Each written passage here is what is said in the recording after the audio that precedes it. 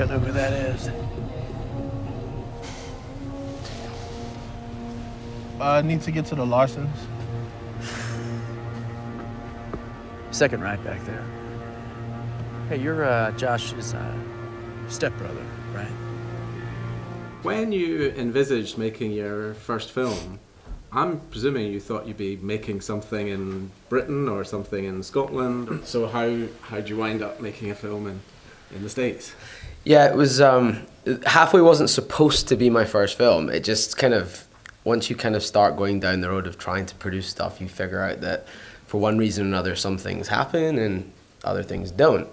I actually had an Irish project, which was at the time very actively trying to get made, but for one reason or another, I couldn't get the support of the film boards or the kind of people that I felt necessary to make that film. And whilst I was sort of failing with that one a little bit, I was succeeding with this one. And I met the filmmaker in Los Angeles, Ben Caird, who sadly can't be here. He just had a baby, but he wishes he was here.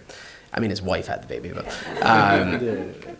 the film wasn't originally what you just saw. It was initially a story about a young English guy who got into trouble and had been shipped off to America to try and get away from his sort of ill doings back home.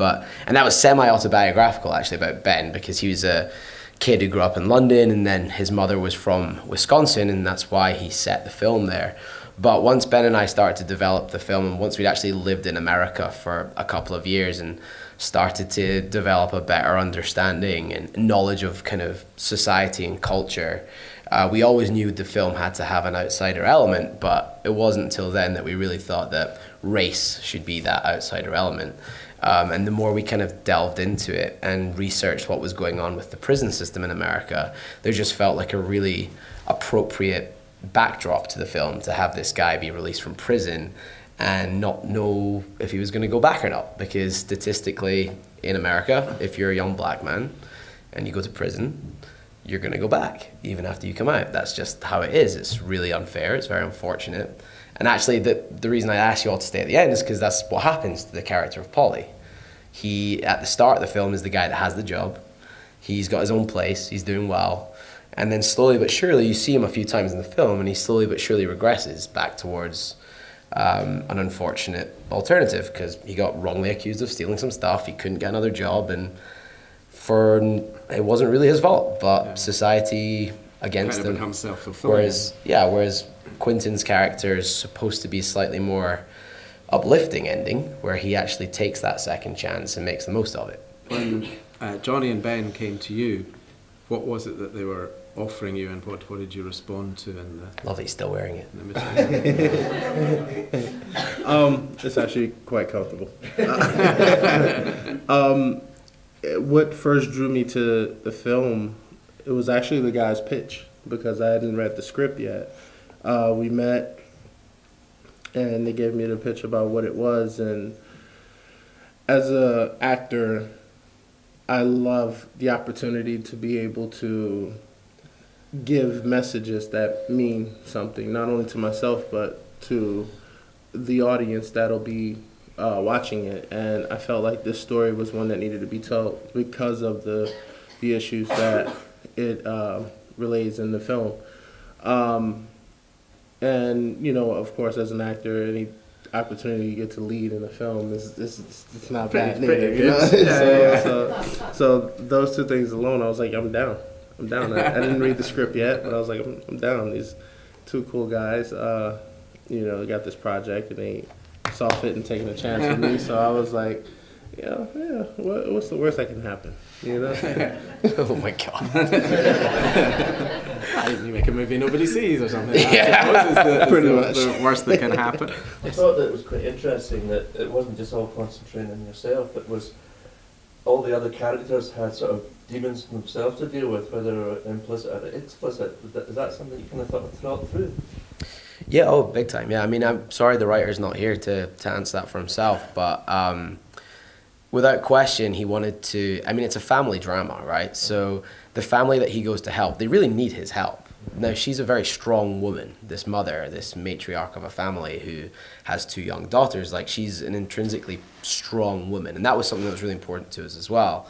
was to cast good female roles, because there's not enough of them, honestly. So, and there's not enough minority lead roles.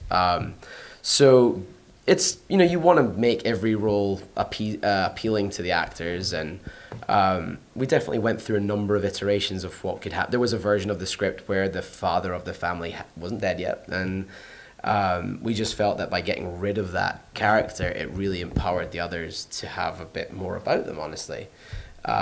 So that's the kind of stuff that happens in development. So yeah, we talked about it a lot. And Quinton, I believe it was a joy for you doing the chores and the farm and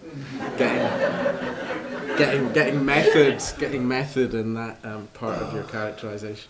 Yeah, that was my first bit of method acting. Not so much fun in the beginning. No. Those smells, my goodness. You know, after a full day on a farm, when you blow your nose and it's black, you're like... Enough of the visual, mate. Sorry, I just took a trip back to memory lane. But no, it was as you can tell, a lot of the stuff I did in that film was possibly a struggle. At the time, I was 80 pounds heavier than I am now. Wow. And it was, so physically, the stuff, it was tiring, walking up and down the hills, dragging that shed that the cow was in. That was really, that was heavy. You know, pushing the crates, walking through the cow fields. I went hiking in this movie. So I got some cardio in, I got some power lifts in with all those bags of feed, like 50-pound bags. And the amount of times I picked them up in the actual movie, is a fraction of the amount of times I've actually picked them up during filming. So I got some guns. Welcome to the gun show, you know. But it was a cool challenge, and I can touch on that. So I mean, there was some strategy to the way we shot the film as well. Like, it's all acting, right? There all was acting, but part of the earlier scenes in the film where he's like shoveling cow crap or like walking through fields of, you know, cows and stuff, like, and he's like hiding his nose and stuff. Like, that was actually, as much as that was the character of Byron being a fish out of water and doing it for the first time, it was also Quinton doing it for the first time. So the director was quite strategic in the way he scheduled that first portion of the film shoot, because he wanted to capture, he just knew, because he's a little bit more familiar with what happens to people when they spend time on a farm. He's just like, Quinton's just gonna do stuff and we just need to get it on camera, because it's going to be more real than if I tell him, you know, pretend that you can smell something. Like, he's actually going to smell it, and he's going to have a reaction that we're going to want to, and a lot of that's in the film, honestly. Yeah. But you also have unfortunate reactions to things as well, didn't you? So. Oh, yeah. So I discovered that I had a hay allergy.